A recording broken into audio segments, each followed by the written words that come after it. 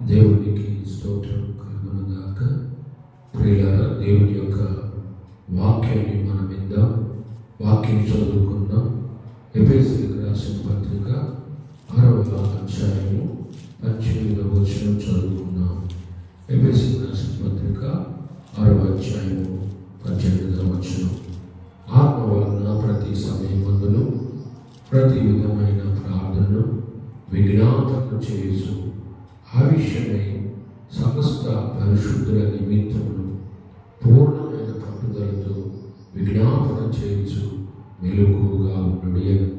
ప్రియులారా, ప్రియమైన దేవుని బిడ్డలారా, ఈరోజు దేవుడు మనతో మాట్లాడుతున్న అంశం ఏంటంటే విజ్ఞాపన ప్రార్థన చేయాలి అని అపోస్తలుడైన పౌలు బహు స్పష్టంగా తేటగా తెలియపరుస్తున్నాడు. మనము విజ్ఞాపన ప్రార్థన చేయాలి అనేటువంటి విషయాన్ని ఈ ఎఫెసీ సంఘానికి తెలియపరుస్తున్నాడు.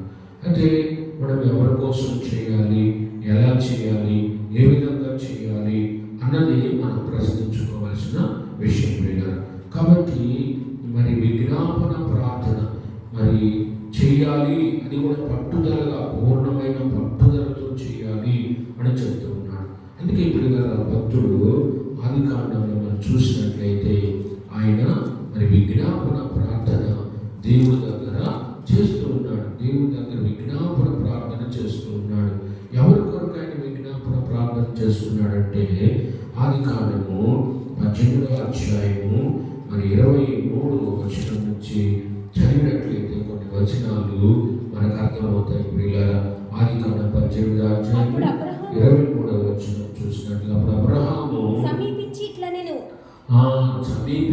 ఇట్లా అన్నాడు. దేవుడు అంటున్నాడు, దుష్టులతో కూడా నీతిమంతుల నాశనము చేయుదువా, నీతిమంతులను నాశనము చేయుదువా. ఆ పట్టణములో ఒకవేళ ఆ పట్టణం అంటే పట్టణంలో సొదొమ గొమొర్రా అనేటువంటి ఆ పట్టణంలో ఒకవేళ 50 మంది నీతిమంతులు ఉంటే దానిలోనున్న 50 మంది నీతిమంతుల నిమిత్తము 50 మంది నీతిమంతుల నిమిత్తము ఆ స్థలమును నాశనము చేయక కాయవా, ఆ స్థలాన్ని అయ్యా నువ్వు నాశనం చేయక కాయువా అన్నాడు. అప్పుడు దేవుడు ఏమని సమాధానం చెప్తున్నాడు చూడండి. ఆ చొప్పున చేసి దుష్టులతో కూడా నీతిమంతులను చంపుటకు. తర్వాత వచనం చూస్తే పిల్లరా, దేవుడు ఇస్తున్న ఆన్సర్ చూడండి. ఆయన ఏమని అనుసరిస్తున్నాడంటే 26వ వచనం మనం చూసినట్లయితే 26వ వచనంలో అంటున్నాడు, ఏమంటున్నాడు చూడు. యెహోవా సొదొమ పట్టణములో 50 మంది నీతిమంతులు నాకు కనబడిన యెడల వారిని బట్టి ఆ స్థలమంతటిని కాయుదునెను. కాబట్టి మరి అబ్రహాము ఎవరి నిమిత్తము విజ్ఞాపన ప్రార్థన చేస్తున్నాడంటే ప్రియులారా, తన అన్నకుమారుడైనటువంటి లోతు విషయమై విజ్ఞాపన చేస్తున్నాడు. విజ్ఞాపన ప్రార్థన చేస్తున్నాడు. అయ్యా అంటే మరి నీతిమంతుడైనటువంటి లోతు కొరకు విజ్ఞాపన చేస్తున్నాడు. దేవుడి దగ్గర విజ్ఞాపన చేస్తున్నాడు. తన విషయమై, లోతు విషయమై. అంటే ఒక నీతిమంతుడు మరి ఒక పాప పట్టణమైనటువంటి సొదొమ పట్టణంలో ఉన్నప్పుడు దేవుడు ఆ పట్టణాన్ని ఆయన దహించి వేయబోతున్నాడు. అలాంటి సమయంలో అబ్రహాము దేవుడితో మాట్లాడుతున్నాడు. అయ్యా ఆ పట్టణంలో అంటే ఆ సొదొమ గొమొర్రా పట్టణంలో ఒకవేళ నీతిమంతుడు ఉన్నాడు అనుకయ్యా రక్షిస్తావా అంటే, ఒకవేళ 50 మంది ఉన్నారు అనుకయ్యా రక్షిస్తావంటే దేవుడు అంటాడు 50 మంది ఉన్నా నేను ఆ పట్టణాన్ని రక్షిస్తాను, నీతిమంతులు నేను రక్షిస్తాను. అంటే ఇక్కడ ప్రియులారా, నీతిమంతులు నశించిపోవడం ఏమాత్రం కూడా మరి దేవునికి ఇష్టం లేదు, అబ్రహాము కూడా ఇష్టం లేదు. అందుకే నీతిమంతుల విషయమై విజ్ఞాపన చేస్తున్నాడు. ఆయన నీతిమంతుల విషయమై ప్రార్థన చేస్తున్నాడు, విజ్ఞాపన చేస్తున్నాడు. అది కూడా ఎట్లా చేస్తున్నాడంటే బహు వినయముతో, బహు విధేయతతో చేస్తున్నాడు. అది కాబట్టి మనం ఒక జీవము కలిగిన గొప్ప దేవుడైనటువంటి యేసుక్రీస్తు వారిని మనం అడిగేటప్పుడు, తండ్రి అయినటువంటి యెహోవా దేవుని మనం అడిగేటప్పుడు ఆ అడిగే విధానం అంటే ఆ విజ్ఞాపన చేసే విధానం, ఆ విజ్ఞాపన ప్రార్థన చేసే విధానం కూడా అక్కడ మనకి స్పష్టంగా కనబడుతుంది. ఎంత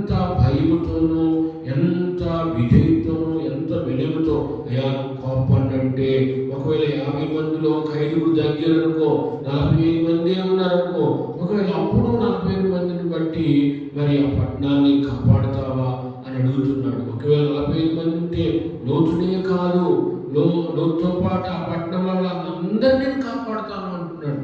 మొదటిగానే దేవుడు ఆ మాట చెప్పాడు.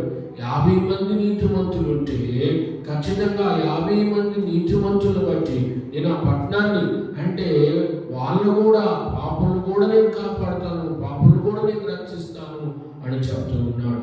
కాబట్టి దేవుని బిడ్డలారా, మనము విజ్ఞాపన మరి ఇలాగా అబ్రహాములాగా మనం చేస్తున్నామా? మరి నీతిమంతుల కొరకు మనం చేస్తున్నామా? మరి నశించిపోయే ప్రజల కొరకు మనము చేస్తున్నామా అన్నది నువ్వు ప్రశ్నించుకో. మరి ప్రియ దేవుని బిడ్డ, నువ్వు ఎంతసేపు విజ్ఞాపన ప్రార్థన చేస్తున్నావు ఆలోచించి. అబ్రహాము చాలా సమయం అక్కడ దేవుడితో మాట్లాడినట్టుగా మనం చూస్తున్నాం. చాలా సంభాషణ దేవుడి మధ్య అబ్రహాం మధ్య జరిగినట్టుగా లేఖనాలన్నీ ఆదికాండం 18వ అధ్యాయం మీరు చదువుకోండి, మీకు స్పష్టంగా కనబడుతుంది ఆయన ఏ రీతిగా ఎంత వినయ విధేయతను కనబరిచాడు. కాబట్టి అడిగి విజ్ఞాపన ఒకరి కొరకు మనం విజ్ఞాపన ప్రార్థన దేవుడి దగ్గర చేసేటప్పుడు ఖచ్చితంగా అక్కడ భయాన్ని కనబరచాలా, విధేయత కనబరచాలా, వినయాన్ని కనబరచాలి. కనుక దేవుని బిడ్డలారా, అలాగా అబ్రహాము వినయ విధేయతలు ఆయన కనబరిచాడు, భయము కనబరిచాడు. రెండోది, తను తాను ఎంతో తగ్గించుకొని కూడా ఆయన విజ్ఞాపన ప్రార్థన లోతు విషయం అంటాడు. అయ్యా నేను దుమ్మును ధూళినంటాడు. ఆ వాక్యాలు మీరు చదివినట్లయితే.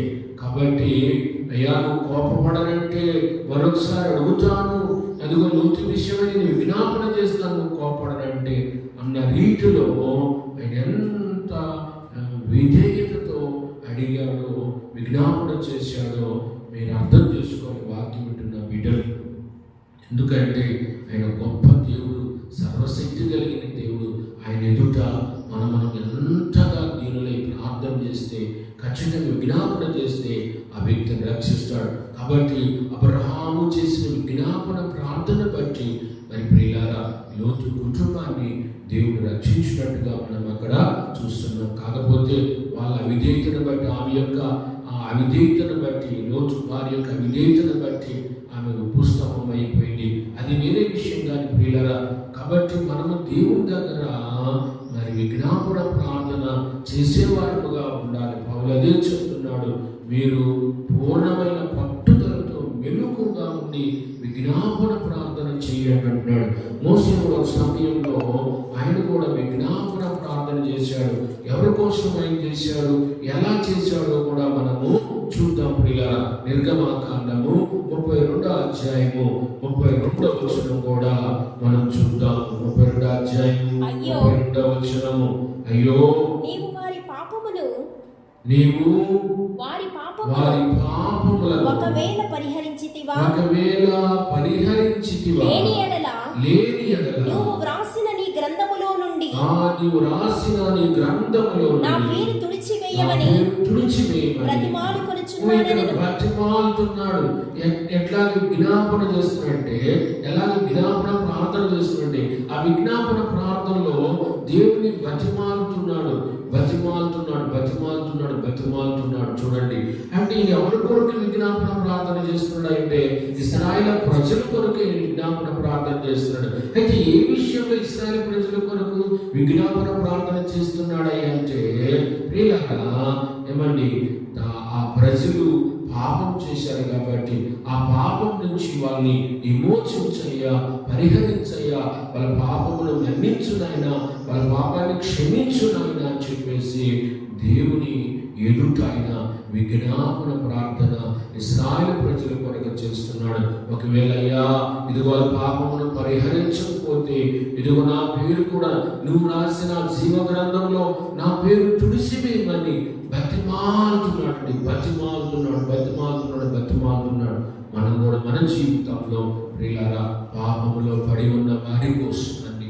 ఈనాడు లోకంలో ఎంతో మంది పాపంలో బ్రతుకుచున్నారు, పాపంలో జీవిస్తున్నారు, పాపంలో కొట్టుమిట్టాడుతున్నారు. ఎంతో మంది మనుషులు చంపుతున్నారు. అది పాపం అని వాళ్ళకి తెలియటం లేదు. ఎంతో మంది ప్రియులారా ఏమని మోసాలు చేస్తున్నారు, దొంగతనాలు చేస్తూ ఉన్నారు. అంతేకాదు ప్రియులారా, ఎంతో మంది విగ్రహారాధనలో మరి పడి ఉన్నారు, మునిగి తేలుతూ ఉన్నారు. కాబట్టి ఇలాగా ఎంతో మంది ప్రియులారా పాపంలో మరి పడి ఉన్నారు. కాబట్టి వాళ్ళ కొరకు మనం కూడా దేవుణ్ణి బతిమాలాడు. ఎలాగంటే మోషే మాదిరిగా, మోషే ఎలాగ విజ్ఞాపన చేస్తున్నాడు చూడండి. ఏ రీతిగా ఆ ఇశ్రాయేలు ప్రజల పక్షాన మరి అవసరమైతే నా పేరైనా ఆ జీవ గ్రంథముల నుండి తీసివే ప్రభు అని విజ్ఞాపన చేస్తున్నాడు, అడుగుతున్నాడు దేవుణ్ణి. ప్రియులారా, మనము కూడా అవసరమైతే ప్రియులారా అలాంటి త్యాగం, ఇక్కడ మోసే త్యాగం అని కూడా చెప్పాలి. యేసుక్రీస్తు వారు ఎలాంటి త్యాగము మానవాళి కొరకు చేశాడు. అవునండి, ఆయన చేసిన త్యాగం ప్రపంచంలో ఏ మానవుడు, ఏ దేవదూత, ఏ భక్తుడు కూడా చేయలేదండి. యేసుక్రీస్తు వారు చేసినంత త్యాగము ఈ లోకంలో ఎవ్వరూ చేయలేదు. దేవదూతులు చేయలేదు, భక్తులు చేయలేదు. ప్రియులారా, ఇదిగో మోషే లాంటి ఇదిగో నాయకుడు కూడా చేయలేదు. కానీ యేసుక్రీస్తు వారు పాపుల కొరకు, వాళ్ళని రక్షించడం కొరకు, వాళ్ళ పాపముల నుండి విడుదల మరి విమోచన ఏమని వాళ్ళకి ఇవ్వడం కొరకు ఆ కల్వరి శిలువలో ఆయన మరణించాడు.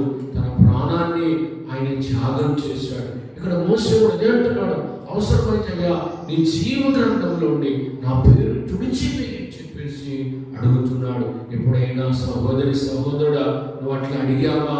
ఆ రీతిగా అడిగావా? మోసేలాగా అడిగావా? మోసే మాదిరిలో కనబరిచావా?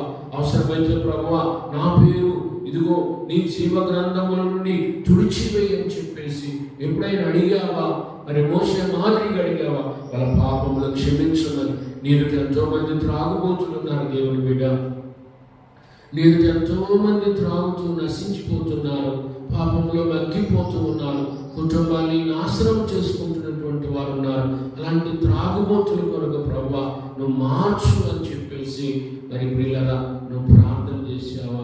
ఒకసారి విలియం బూత్ అనేటువంటి రక్షణ సైన్యాన్ని స్థాపించినటువంటి విలియం బూత్ అనే దైవజనుడు తన కుమారుని తీసుకొని ఆయన మరి ప్రియులారా బజారుకి వెళ్తే ఆ బజార్లో మరి బ్రాందీ షాప్ దగ్గర అనేక మంది తాగుతూ కనిపించారు. ప్రియులారా, అప్పుడు తన కుమారుడు అడిగాడు, ఎవరు డాడీ వాళ్ళంతా అని అంటే మరి విలియం బూత్ గారు అన్నారు. ఏమంటున్నారు తెలుసా? వాళ్ళంతా మన బంధువులు, నువ్వు వాళ్ళ కొరకు ప్రార్థన చేయాలి. నేను వాళ్ళ కొరకు ప్రార్థన చేస్తున్నాను, వాళ్ళ కొరకు విజ్ఞాపన ప్రార్థన చేస్తున్నాను. నువ్వు కూడా వాళ్ళ కొరకు విజ్ఞాపన ప్రార్థన చేయాలి, వాళ్ళ రక్షణ కొరకు ప్రార్థన చేయాలి, వాళ్ళ మార్పు కొరకు నువ్వు ప్రార్థన చేయాలి, వాళ్ళు దేవుడి రాజ్యానికి వారసులు అవటానికి నువ్వు ప్రార్థన చేయాలని చెప్పేసి తన కుమారుడితో చెప్పుకున్నాడు. ఎప్పుడైనా నీ బిడ్డతో అలా చెప్పావా? నువ్వు దేవుడి బిడ్డ ఇదిగో నువ్వు ఎప్పుడైనా చెప్పావా? నువ్వు వాళ్ళు ఎప్పుడైనా చేసావా? చేస్తే నువ్వు ధన్యుడివే, నువ్వు ధన్యురాలవే. రేపు పరలోక రాజ్యంలో నువ్వు గొప్ప మేలు పొందుతావు, గొప్ప ఉపకారాన్ని నువ్వు పొందుతావు. కనుక మోషే మాదిరిగా, అబ్రహాం మాదిరిగా నువ్వు విజ్ఞాపన ప్రార్థన చేసే వ్యక్తిగా నీవు ఉండాలని నేను కోరుకుంటున్నాను. చివరగా ఒక మాట చెప్పేసి నేను ముగిస్తాను. ప్రియులారా, గ్రంథం పరిశుద్ధ గ్రంథంలో చూసినట్లయితే మొదటి సమూయేలు గ్రంథం 24వ అధ్యాయము 25వ వచనం చూద్దాము. 24వ అధ్యాయం మొదటి సమూయేలు గ్రంథం 24వ అధ్యాయం 25వ వచనంలో ప్రియులారా లాస్ట్ వచనం ఉంది. ఆ ఒక్క మాట మొదటి సమూయేలు గ్రంథం 24వ అధ్యాయము 25వ వచనము మనం చదువుకుందాం. రెండవ సమూయేలు గ్రంథం చూడండి. రెండవ సమూయేలు గ్రంథం చూద్దాము. రెండవ సమూయేలు గ్రంథము ప్రియులారా 24వ అధ్యాయము 25వ వచనము. మొదటి సమూయేలు అని చెప్పాను కాదండి, రెండవ సమూయేలు గ్రంథము 24వ అధ్యాయము ఎక్స్క్యూజ్ చేయాలి.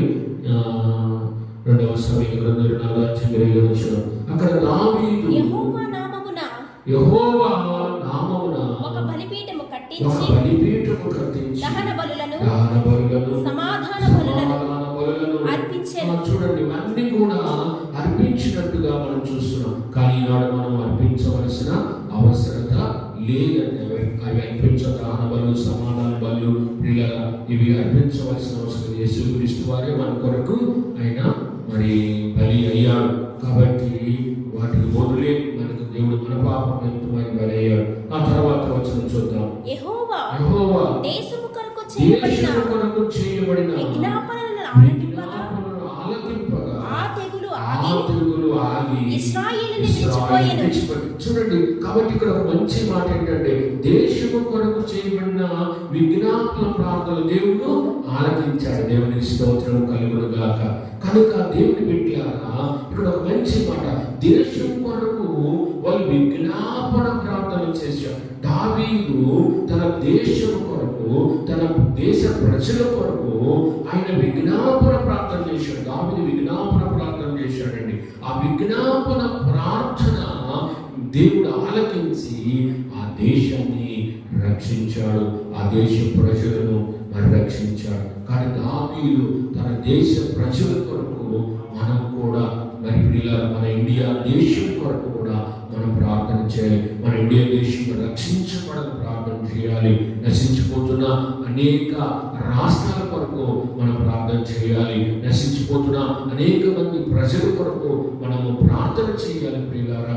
కాబట్టి జాన్ మార్క్స్ అనే దైవజనుడు అంటాడు, ప్రభువా ఆయనైతే స్కాట్లాండ్ దేశం కొరకు ప్రార్థన చేశాడు, ఆ దేశ ప్రజల కొరకు ప్రార్థన చేశాడు. ప్రభువా ఇదిగో ఈ దేశాన్ని నాకు ఇవ్వు, లేకపోతే నా ప్రాణం తీసుకో అని ఇలాగైనా ప్రార్థన చేశాడు. దేవుని బిడ్డను ఇప్పుడు ఇట్లా చేశావా? నువ్వు చేశావా? మరి జాన్ మార్క్స్ మాదిరిగా చేశావు. ఈ దేశాన్ని నాకు ఇవ్వునైనా, లేకపోతే నా ప్రాణం తీసుకో, కనీసం నీ కుటుంబంలో వ్యక్తుల కొరకైనా నువ్వు ప్రార్థన చేస్తున్నావా? దేవుని బిడ్డ, దేశం కొరకు మనం ప్రార్థన చేయాలి, రాష్ట్రం కొరకు మనం ప్రార్థన చేయాలి ప్రియులారా. ఇదిగో దేశ క్షేమము కొరకు మనం ప్రార్థన చేసేవారుగా ఉండాలని నేను కోరుకుంటూ ఉన్నాను. ఒక దైవజనుడిగా నేను అలాగే విజ్ఞాపన ప్రార్థన చేస్తున్నాను కాబట్టి చేస్తున్న నేను మీకు ఆ విషయాన్ని తెలియపరుస్తున్నాను. కాబట్టి అబ్రహాము మాదిరిగా మనం ప్రార్థన చేద్దాం. మోషే ఎలాగా విజ్ఞాపన ప్రార్థన చేశాడో, మరి అబ్రహాము ఎలా విజ్ఞాపన ప్రార్థన చేశాడో, ఎవరి కొరకు చేసాడో చెప్పాను. చివరగా దావీదు మరి తన దేశము ప్రజల కొరకు ఎలాగా ప్రార్థన చేశాడో ప్రియులారా, అలాగ మనము కూడా విజ్ఞాపన ప్రార్థన చేయవాలని కోరుకుంటూ ఈ వాక్యాన్ని ముగిస్తున్నాను. దేవుడి కొద్ది వాక్యాన్ని దీవించి ఆశీర్వదించునుగాక. మీ అందరికీ వందనాలండి.